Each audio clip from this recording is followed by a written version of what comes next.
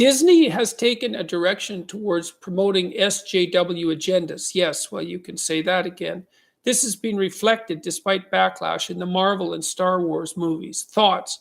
My sense is that's self-limiting. I mean, I know that one of the things that I know some people in the comics industry, comic book industry, and I know that the superhero types that have been put forward to manifest a diversity agenda have generally been colossal failures. And that tends to be the case at the box office as well. And so, look, here's something that I think is universally true. As soon as you subvert art, and I would regard movies as art, they're a form of literature, and they can be a very profound form of literature. But even if they're not, even if they're, like a well-paced and well-written action thriller, if the story, which is the art in the movie, part of the art in the movie, if the story is subverted to a political agenda, then it's going to be punished for that at the box office, because no one except for the odd acolyte is going to be the least bit happy with that. And even they're not. They'll mouth their approval, but they won't go watch the movies because they just hear what they already know. There's no mystery. There's no investigation. In a good story, the storyteller should be trying to figure out the story as he or she writes, and the audience should be participating in that process. The moral of the story shouldn't be stamped on the story right from the beginning, because what you have then is not art. You have propaganda. And when people are out to see a movie or to watch something on television that has an artistic, a fundamental artistic nature, if it's subverted to propaganda, then it's going to fail. And thank God for that. So I think it's self-defeating. We'll see. There's nothing that beats a good story, There's no propaganda that can compete with a good story. So I think it'll burn itself out. Oh, here's a simple one. What is a soul to you? That's a hard question. I would say, like, theologically, a soul is that aspect of human being that's akin to divinity, that's made in the image of God. And so, I think that that's a very, very important concept. I don't think a society can survive. I don't think that you can survive a relationship with yourself. I don't think you can have a relationship with another person. And I don't think a society can organize itself in a productive and sustainable and peaceful manner without that idea as the core idea. And so the core idea is that there's something of irreducible value that characterizes each human being, and that it's of the highest value, which is what makes it, say, akin to God or akin to divinity. And so that's the soul. And then the question is, maybe, how does that manifest itself in the world? So what are its hallmarks? And I would say that that's very tightly associated with what modern people describe as consciousness. And there's more to it than consciousness, because it's also character. But I would say character is a manifestation of consciousness. What consciousness does, as far as I can tell, is confront unformed potential. This is partly why I think it's improper. I'm writing a fair bit about this right now in my new book, why it's improper to think of people as deterministic. You're deterministic once you've established a habit and you've practiced something for a very long period of time. You become more deterministic in your actions because you're expert at reacting. And there's neurological neurophysiological circuits that are laid down to facilitate your action under those conditions and to run with some degree of automaticity. But most of the time, much of the time, what you confront is the changing future, the future of potential, right? And it's like a place of multiple pathways, and your consciousness is that part of you that confronts those multiple pathways and decides which one to walk down. And it does so according to its ethic. We talked earlier about the fact that you need a value hierarchy. It's inevitable that you have a value hierarchy and that you look at the world through it, and that it should be well structured, and that there should be something of divine importance at the top. I would say what should occupy the top position is the realization, for example, that each person is of divine value, and that the most appropriate way of interacting with potential is by embodying and speaking the truth. That's not a bad way of briefly conceptualizing what might be at the highest pinnacle of the value structure. I would say that's what the logos is. And so the soul is what manifests itself in the choice between different pathways, in the choice between different ways of transforming the potential of the future into the actuality of the present. And it does that by making ethical decisions, by choosing between good and evil at each choice point. And to the degree that it chooses good, then it takes the raw potential of the future and it transforms it into the being of the present that is good. And to the degree that it does that in a manner that's evil and contaminated by malevolence and hatred and vengefulness, then it takes a pathway that corrupts the world and makes things worse.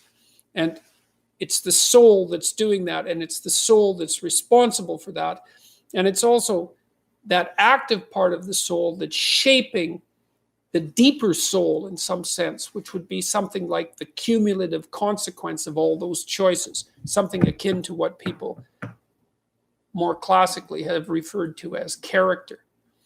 Now, I don't know what to say really about the metaphysics of the soul, except that it's very mysterious that we have this capacity for consciousness, which is completely, I would say, beyond our current understanding. We have no good reductionist accounts of consciousness, except those put forward to deny the very existence of something like consciousness and free will. And the problem I have with those arguments is that, well, the first thing is that you don't look deterministic until you've built habit sets.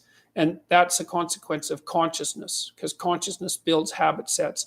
And the second is that it doesn't seem to me possible to organize a relationship with yourself or an intimate partner or a family or a community without the concept of the divine value of the individual and the capacity of that divine spark, let's say, to manifest itself in free will. I don't see how societies can organize themselves without those principles. And to me, that indicates that there's something about them that's profoundly true. Now, we all have our definitions of what constitutes sufficient proof for truth, but I think that's powerful. Those are two powerful arguments. So it's hard to say what the soul means metaphysically, because, say beyond the confines of a single human being, we do have this sense that the soul can expand itself into something that's greater than it has been. It has this capacity for growth. And we do have this sense that the soul can expand itself to the point where it's enlightened, for lack of a better word, that it's working as efficiently as possible to transform everything that's unnecessarily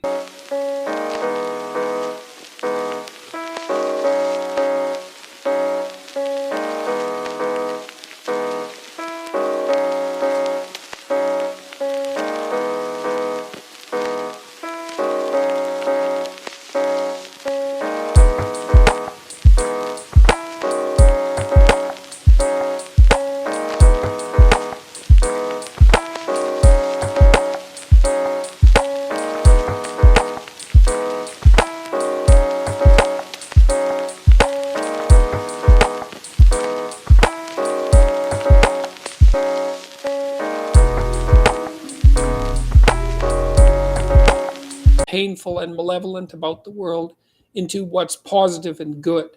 And and and that it does that as a consequence of confronting the world with courage and truth. And I think that's right. And I do think that that means that the soul participates in something eternal, which is the attempt of being itself to transform what's unnecessarily painful and malevolent into what's good. And that human beings actually do participate in that. And that that's part of the reason that our ancient tradition insists that we're made in the image of God.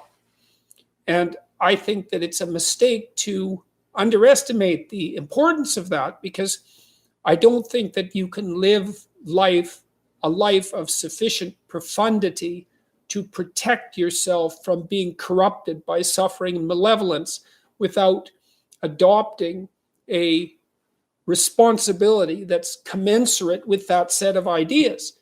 I think that you either orient yourself upward, to the star above the horizon, and try desperately to improve the structure of being, or you work at counter purposes to it and make things worse. I don't think there's a middle ground. In fact, to the degree there is a middle ground, it tilts towards the negative, because people who try to occupy the middle ground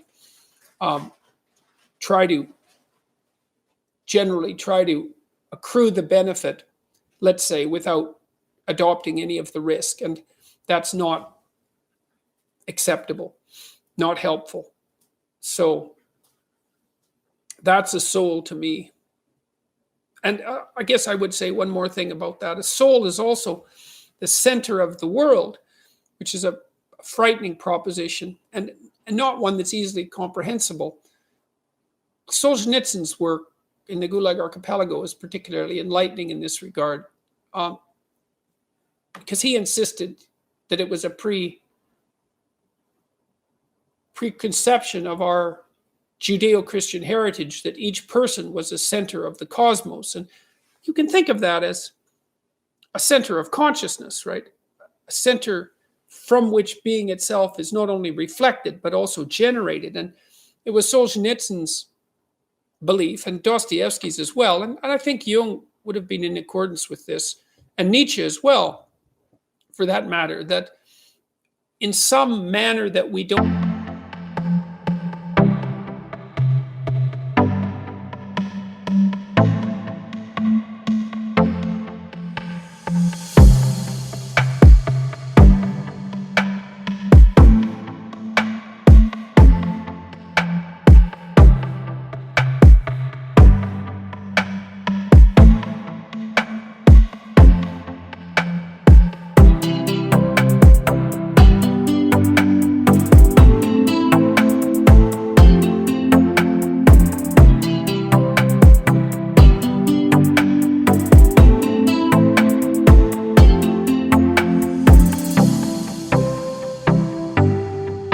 fathom, because we don't understand the structure of the world very well, the outcome of the world is dependent on our choices, and equally on all of our choices.